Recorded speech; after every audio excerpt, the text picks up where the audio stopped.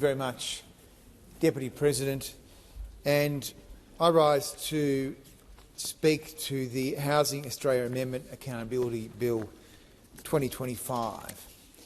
And the purpose of this bill is to enact a system where there is going to be democratic accountability over the Housing Australia legislation.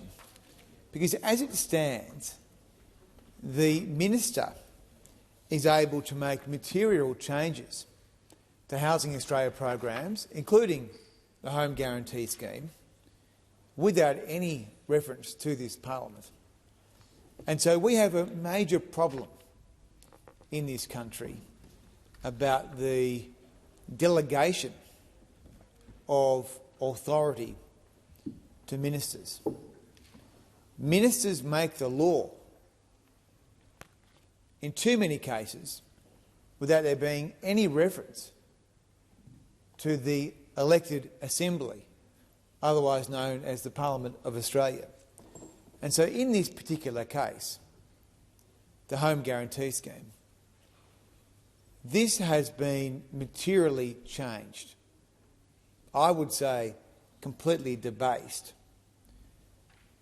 And those material changes to this scheme were made by a minister with a secret consultation without any ability for the parliament to consider, without any ability for the parliament to disallow. And so in this particular case, we see a targeted scheme for government mortgage insurance going from a product which was available to lower income earners now being made available to any first home owner, prospective first home owner, any. No income cap, no cap on places. And the result we've seen since 1 October, when these changes were made operative, is a big upshot in entry-level house prices. So let's assume that we have a government that is trying its best for the people. Let's assume that they are well-intentioned, they are trying to help prospective first home owners because they share the dream of home ownership. Let's assume that.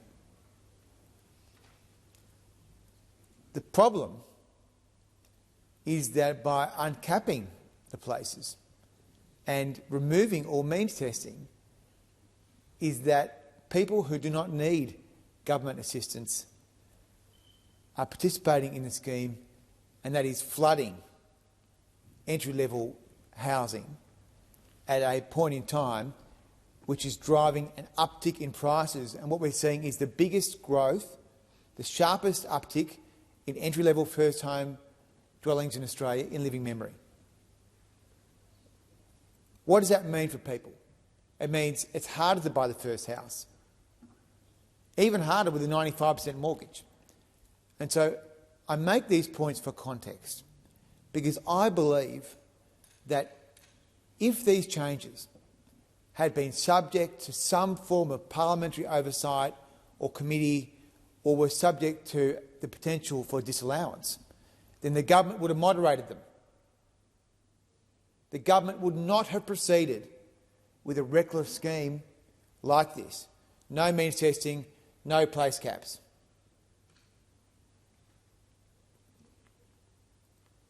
In fact, it's quite clear to me that if those changes made by an instrument of the Minister for Housing would have been disallowed, they would have been, by this chamber, by virtue of reference to the statements made by the Coalition, statements made by the independent crossbench, statements made by the Australian Greens. those changes that were made by the minister would have been disallowed. But they won't be disallowed because the government has made the changes in accordance with the legislation, and they are not to be disallowed. They cannot be disallowed. So this is a real example here in Australia in October 2025 of the risk of over-delegation and destruction of democratic oversight from the legislative process.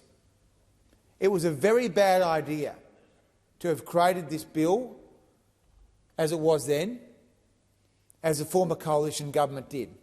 It was a big mistake, and the former coalition government should not have put through legislation which gave the minister unlimited godlike powers.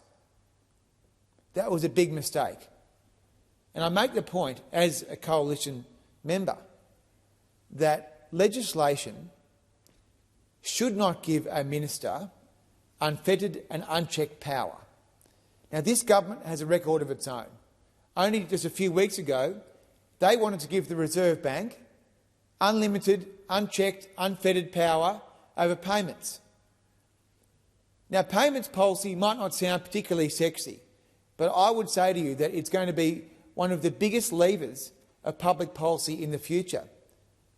A payments idea or a payments concept could disrupt your supermarkets, it could disrupt your retail environment overnight. It could come from any other jurisdiction.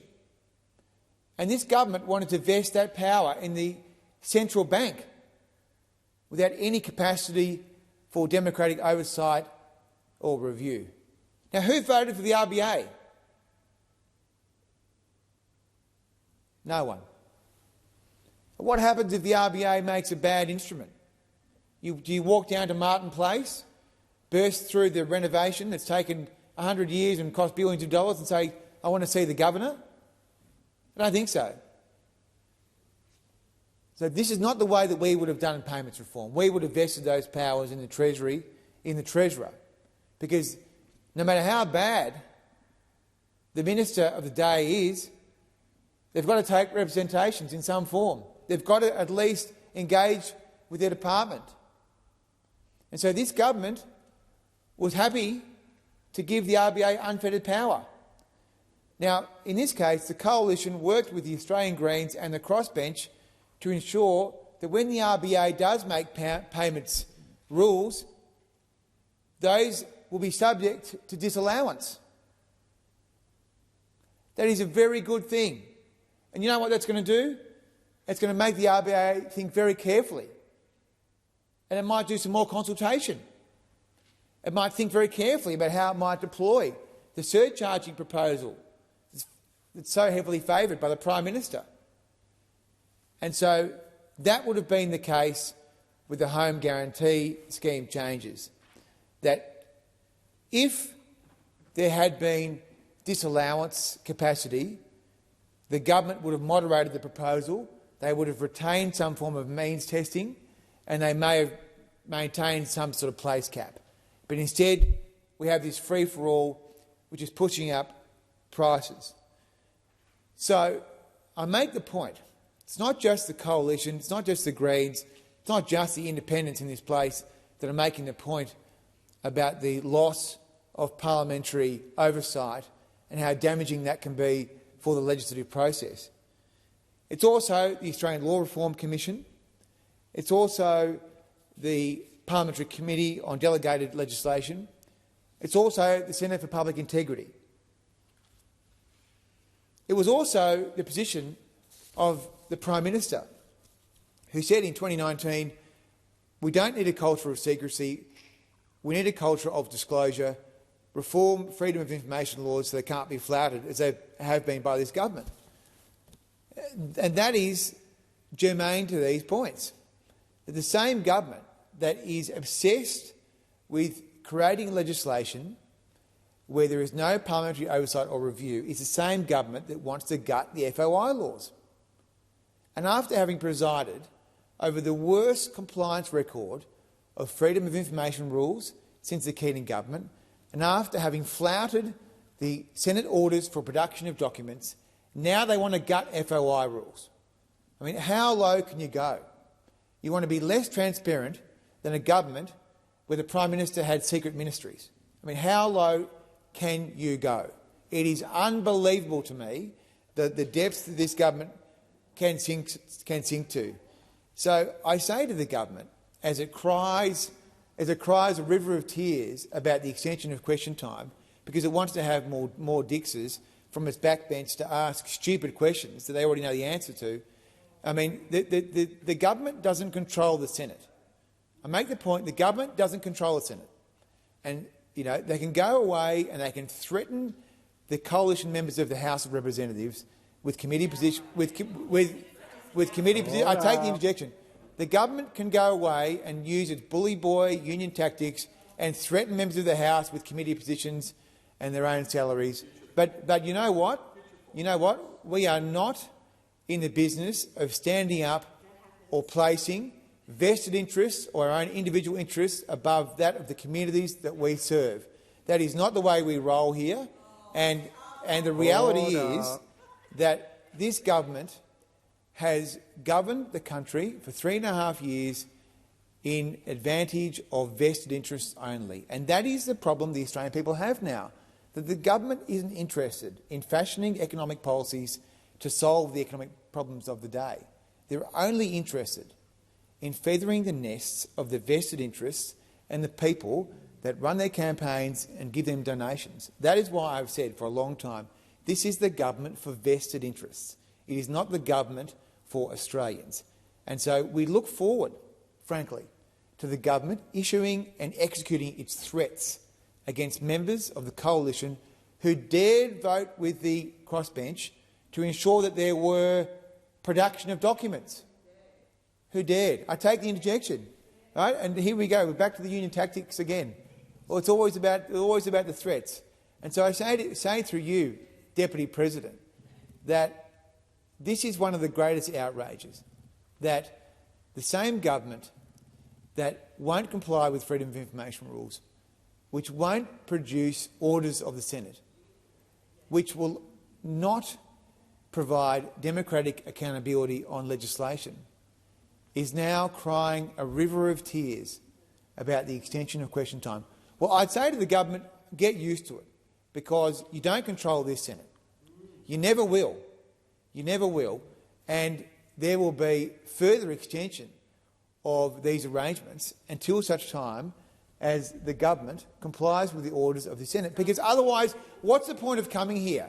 What's the point of coming here? I mean, seriously. The government assumes that the Australian people are stupid, that they're going to pay for us to fly down here and waste all this money to sit in this parliament and then not get any answers. I mean, the job of the non-government members in particular is to hold the executive to account, to make sure taxpayers are getting value for money, to make sure that programs aren't maladministered.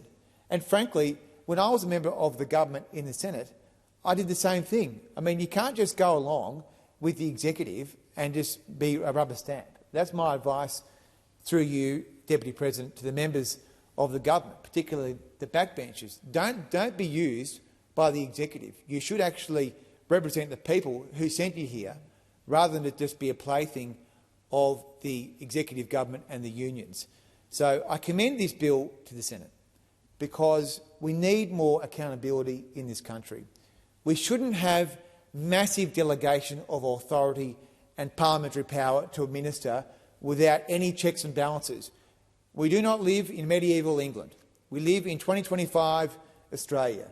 So these godlike powers the government wants to issue itself across the board is an absolute disgrace. The Australian people would expect that we would be reviewing major decisions of government.